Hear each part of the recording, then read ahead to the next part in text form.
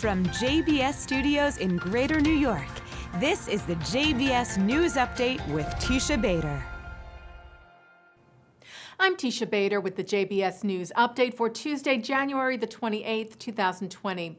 We open, of course, with the release today of the U.S. peace plan for Israel and the Palestinians.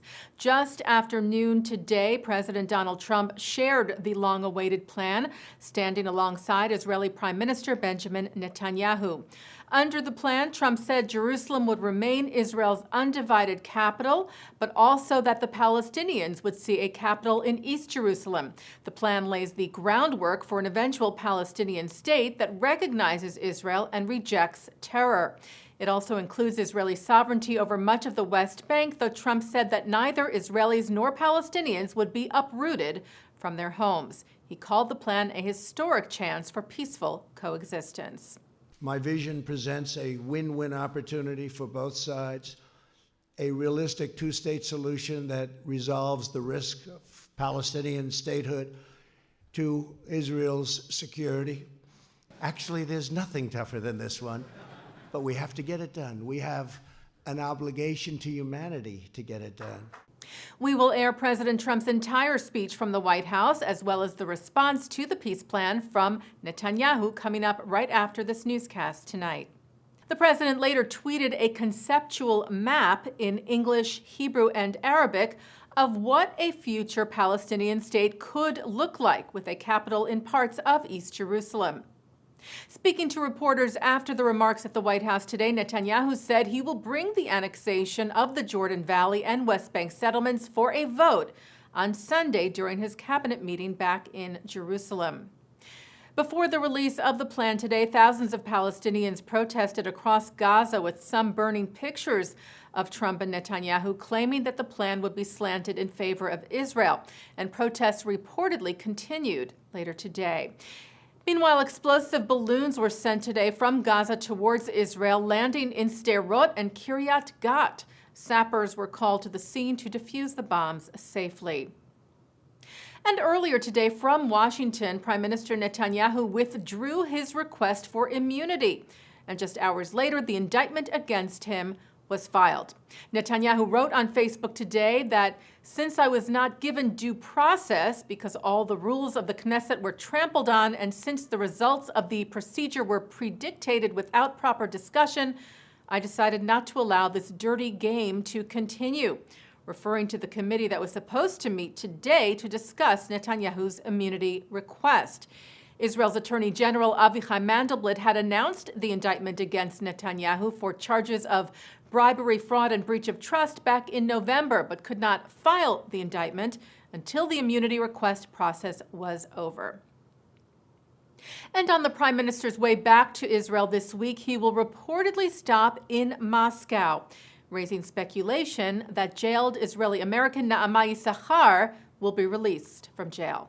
We have been reporting to you about the 27-year-old who was sentenced to 7.5 years in jail after a small amount of marijuana was found in her luggage during a layover in Moscow in April. The regional governor of Moscow signed a pardon for Issachar today, which is seen as a step before Russian President Vladimir Putin can consider a pardon. Putin met with Issachar's mother in Israel last week, telling her he would return her daughter home.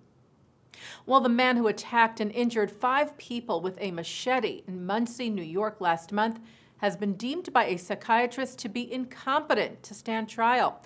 Federal court now gives the U.S. Attorney's Office 2 weeks to respond to an application for a competency evaluation. One of the victims of the Monsey stabbing spree, 72-year-old Joseph Neumann, remains in critical condition from the injuries he sustained in the attack, fighting for his life. The U.S. Holocaust Memorial Museum released a series of photos today entitled the Sobibor Perpetrator Collection. It is believed convicted Nazi war criminal John Demjanjuk is seen in 2 of the photos at the Sobibor death camp.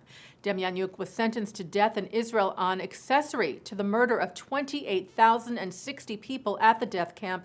He died waiting for his appeal. The U.S. House of Representatives voted yesterday to pass the Never Again Education Act in support of Holocaust education in the U.S. by a vote of 393 to 5. The bill offers $10 million in federal funding, expanding the Holocaust education program of the U.S. Holocaust Museum. The bipartisan bill was spearheaded by New York Democrat Carolyn Maloney and Republican fellow New Yorker Elise Stefanik, with the backing of several Jewish organizations like the Jewish Federations of North America and Hadassah, whose CEO and executive director Janice Weinman said educators deserve our full support in their efforts to instill the Holocaust universal and timeless lessons in every generation. The bill now heads to the Senate. And Jewish organizations welcomed President Trump signing the Securing Faith-Based and Nonprofit Organizations from Terrorism Act of 2019 into law on Friday. It provides $375 million for synagogues and other houses of worship and nonprofits at risk. Introduced in the House by Democrat Bennie Thompson of Mississippi and Republican Peter King of New York, and in the Senate by Republican Senator Rob Portman of Ohio and Democrat Gary Peters of Michigan. Leaders of the Conference of Presidents of Major American Jewish Organizations, Arthur Stark and Malcolm Hoenlein, said that at a time of sharply increasing bias incidents across the country, especially anti-Jewish acts, this funding will be vitally important. Taking a look now at our programming for tonight on JBS for Tuesday, January the 28th. At 8, cantors Netanyahu Hirschdick and Yaakov Stark present an inspiring cantorial concert called The Music Lives On, featuring classic melodies from pre-Holocaust Europe in honor of the March of the Living. That's from the Hampton Synagogue.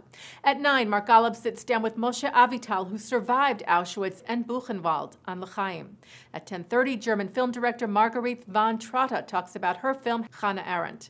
And coming up right after this newscast, a replay of our live program this afternoon of the unveiling of the U.S. peace plan at the White House, followed by analysis. And that's the JBS News Update for Tuesday, January the 28th, 2020. I'm Teisha Bader.